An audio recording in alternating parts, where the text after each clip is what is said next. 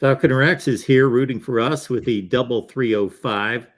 Does Miami have a Star Trek style transporter to the portal to complete the roster?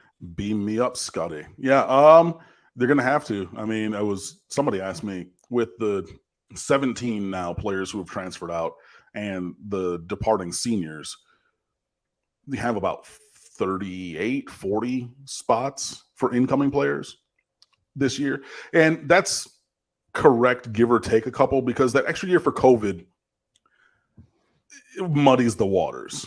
You know what I mean? Like Al Blades Jr. has another year, but Al Blades Jr. also had the the heart issue a couple years ago. You know what I mean? But like, there's just dudes who like, I thought like who's the one? Jordan Miller. I thought he was out of eligibility. I really honestly did. But you get that extra COVID year and then he transfers. So like, I thought he was a senior, but then it's like that. So like some of those things and like some of those guys can stay on the roster too, you know? So it's like a little bit muddy, but I mean, you're talking north of 35 new players probably coming to the roster in the world, you know, because Miami's at 23 recruits right now.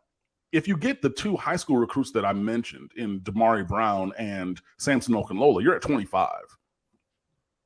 And if you add anybody else, you're over. And like, hey, there's a couple other dudes as well that are out there. You know, I don't think it's going to happen, but like a Mark Fletcher from American Heritage, the running back, he's trending towards Florida, but he's a guy that we're recruiting as well. There's probably other dudes out there who like Collins Anchampong, right? Who, you know, he tore his knee up after 4 games in high school. You know, nobody's really paying attention to him because he's committed to Michigan. Bang, he flips.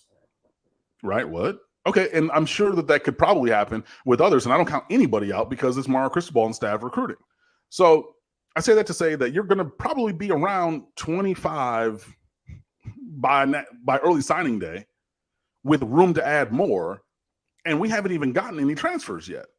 So again, you're going to probably have 35 to 38, maybe pushing 40, somewhere in there, new players on this roster, and that's half your 85. And if you think back to a couple weeks ago, talking about flipping this roster over, if you do that again next year, right, within reason, that's probably 75 to 80 new players out of your 85 scholarship players in 2 years, or basically a full calendar year. So like 14 months from the time that the question was asked.